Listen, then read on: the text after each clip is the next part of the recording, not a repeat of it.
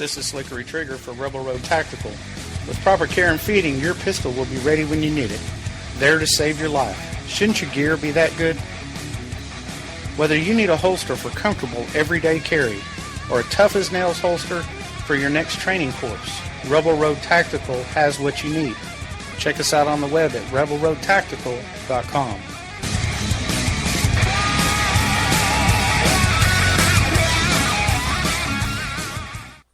Tired of paying outrageous prices for Viagra? Well, we have great news for you. Now you can finally get Viagra at huge discounts. Healthy Man allows you to save up to $500 on Viagra. Why pay U.S. pharmacy prices of $15 per pill or more when you can get Viagra for less than $3 a pill? Call today and get 40 Viagra pills for only $99. This can cost as much as $600 at your local pharmacy. You can't afford not to call us. If you want Viagra at the lowest prices, never pay $15 a pill pharmacy prices again. Get Viagra for less than $3 a pill. Call 1-800-516-7602 today and save up to $500 and get 40 pills for just $99. Healthy Man is fast, easy, and affordable. Operators are waiting at 1-800-516-7602 to take your call right now. Call 1-800-516-7602. That's 1-800-516-7602. Again, 1-800-516-7602.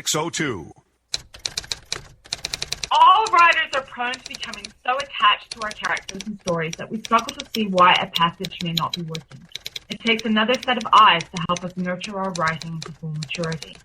At Black Wolf Editorial Services, we strive to enable writers to develop and grow, shaping stories into masterpieces that can stand the test of time. Editing services are provided for all genres and all age categories. Services range from critiques of the short story through to the line edits of the full-length novel and copy editing for those preparing for publication. We also offer assistance on generating a writer's bio for your websites, as well as help with those book blurbs and promotional material. We won't abandon you to the masses. We want to celebrate with you in your successes. Black Wolf Editorial Services, nurturing your writing into maturity. For a full list of services and prices, visit us at blackwolfeditorial.com. If you want to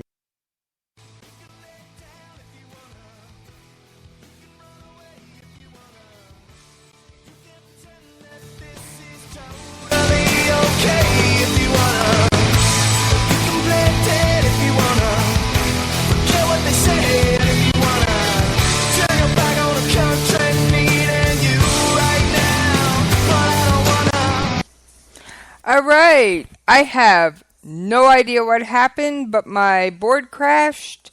So for any of you listening out there and you just had to listening live on Spreaker, there's a new episode popping up. Just reload the window. I will pull these both down and combine them into one properly as they should have been in the first place. Okay, note to self. Whew. Browser was not happy. All right. We were discussing the coup in Turkey before my board decided it was done. I wonder if the host kitty had something to do with that. The cat wants its dinner. What can I say? Philip, did you figure out how to crash my board so I'd stop and feed you? Come on, Philip. You gonna fess up? He's not saying anything yet, but you never know. All right. Now, back to the news, which is not my board crashing, although that was very disconcerting. It really was. All right. Got another North Korea story. I know I'd kind of already touched on it, but North Korea had a shortwave radio station that it uses to broadcast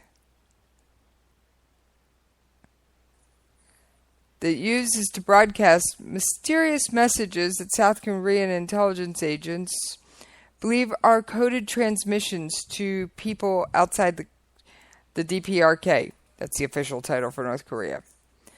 Approximately 12:45, I'm going to guess Korean time.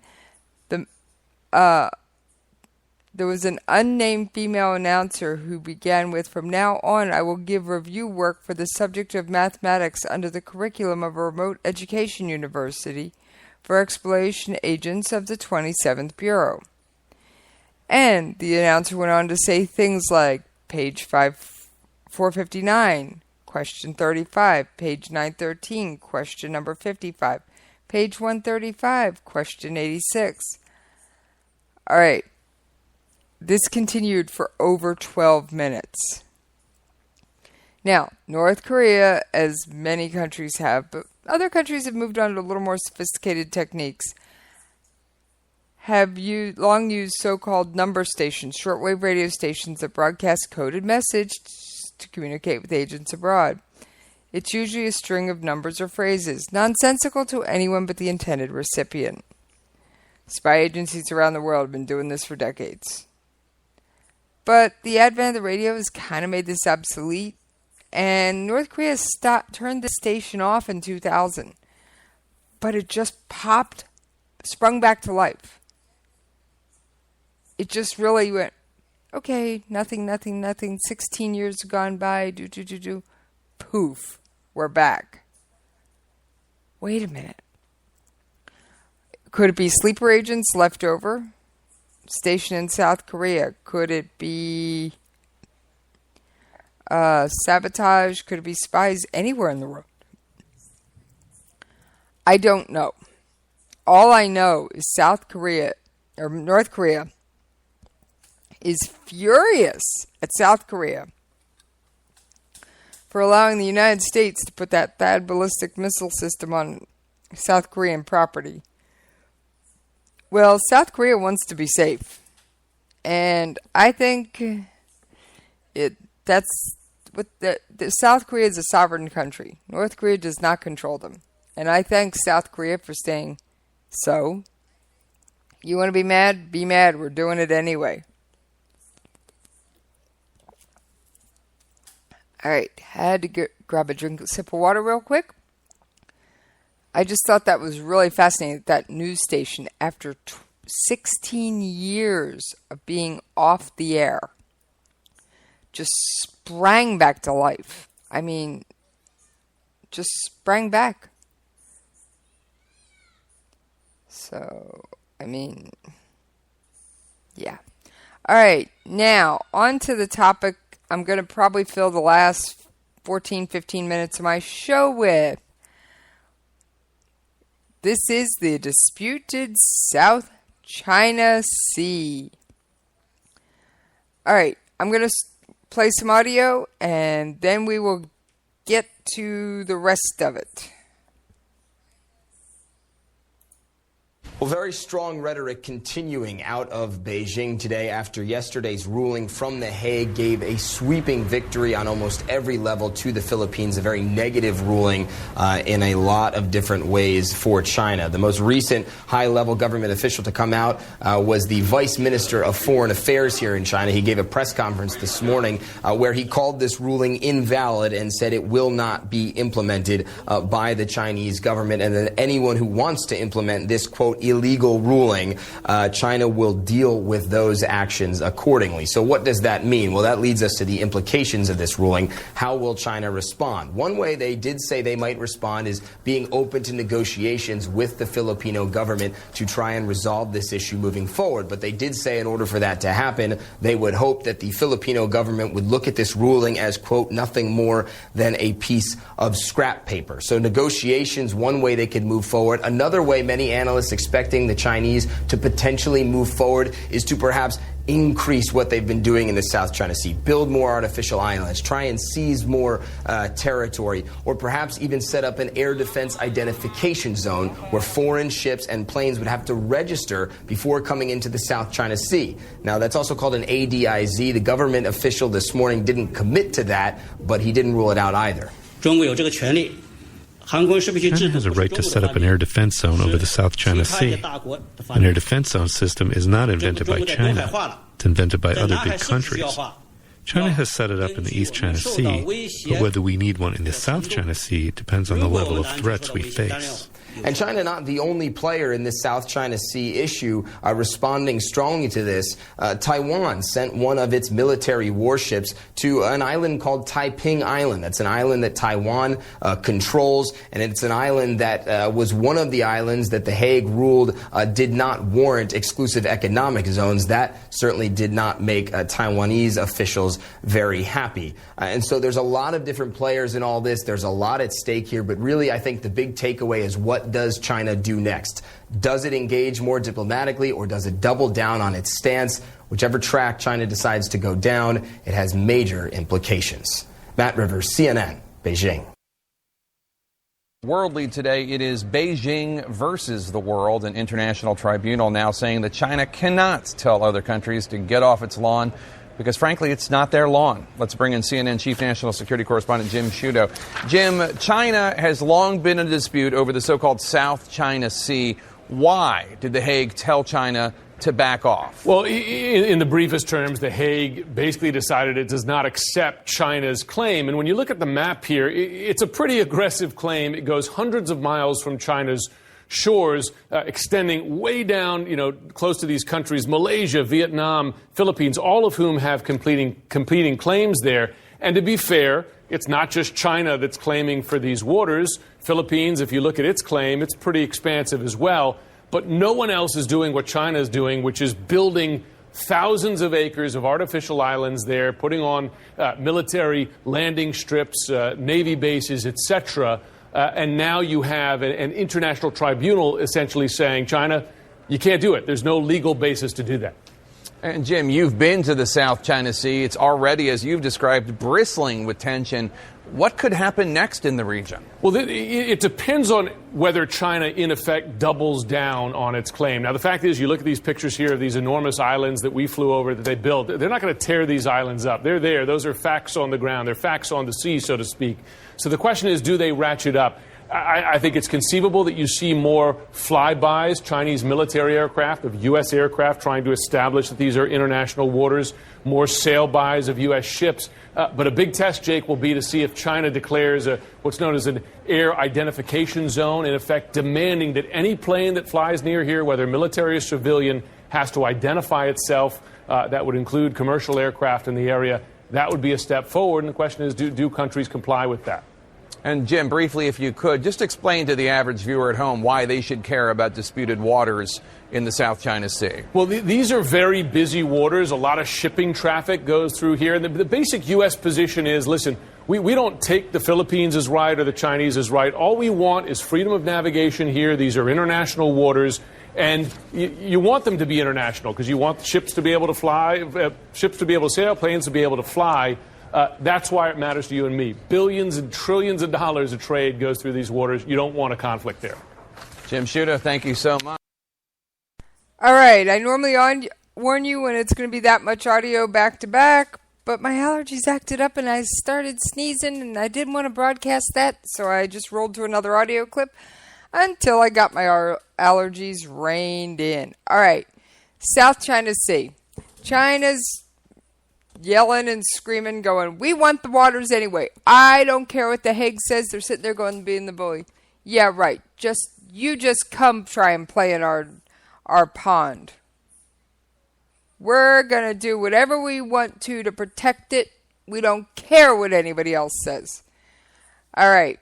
If they actually do the air defense zone so that ships and airplanes have to register to go in and out, this could cause a lot of issues. It could cause quite a number of issues. Not the least of which would be it could impede international trade. It could impede U.S. military vessels from going in and around. Although I don't think they're going to pick on the U.S. military that much. I just kind of think they're going to pick on the Philippines. Much smaller actor. All right. So this is a situation that bears watching. And it bears very close attention being paid to it. So, and here's why. All right.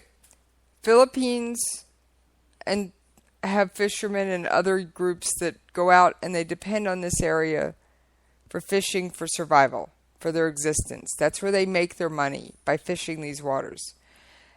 China's going, no, you can't fish here. These are our waters. In this, I know the Philippines isn't a huge actor on the global economic stage, but it's going to have a huge impact on their people. And if their economy gets too depressed, I could definitely see someone having to bail out the Philippines, or them having to go to the International Monetary Fund going, listen, China won't let us fish in our fishing grounds. Our people can't make money. We're having to try and support them.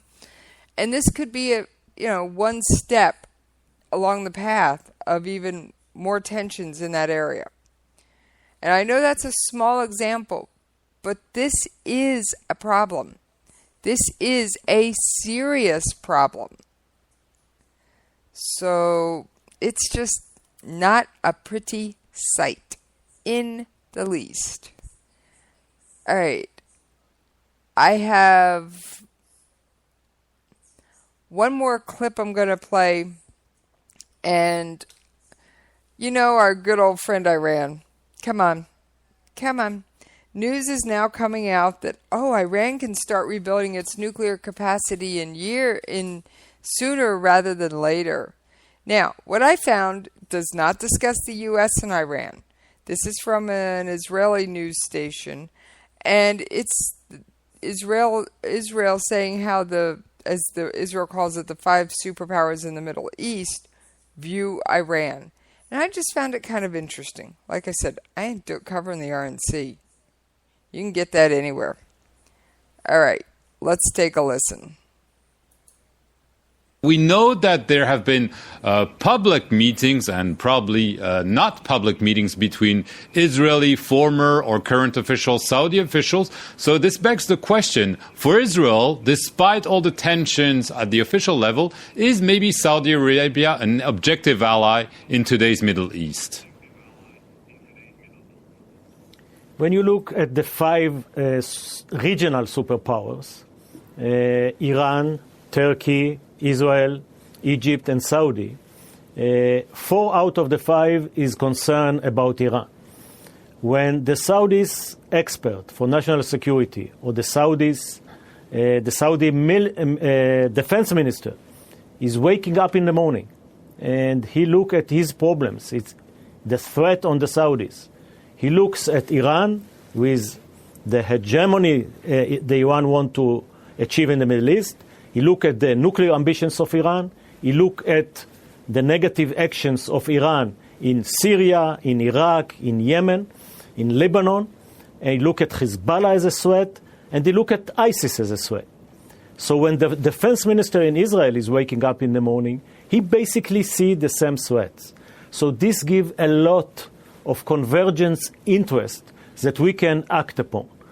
And I think, as you just stated, it is done below the radar screen.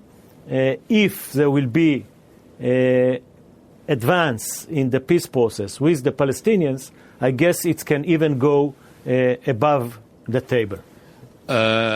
One Iranian official, the Speaker of the Parliament, Ali Larijani, recently said that Israel, Saudi Arabia are cooperating, and back 10 years ago during the 2006 war with Hezbollah, he said Saudi Arabia provided strategic intelligence to Israel. You were in office at the time.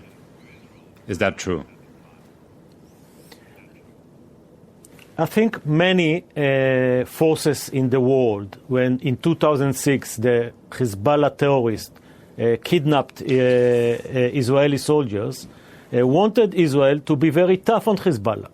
It was not only the Saudis. It was the Americans, some of the Europeans. All of them didn't like the fact that Iran using Hezbollah as a proxy in Lebanon, proxies that destabilize Lebanon, that at that time seems that go on the right track, according to 1559 UN Security Council resolution. So the fact that the Saudis were also supporting the fact that Hezbollah as a terror organization will be defeated is not a surprise.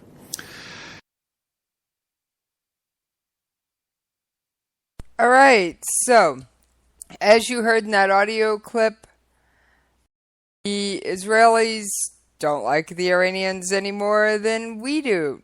As if that's a real surprise. I mean, come on. Come on. How often do you hear the words, death to Israel, death to America, coming out of that country? Well, you may not because you probably don't keep up on it, but trust me, it's a regular feature. All right. Now, I am going to close out a little differently than I usually do. I am going to play a tribute to all fallen officers. We've just had so many. I don't have the bagpipes pulled up, so we are going to go with Last Call, once again, by Dave Bray.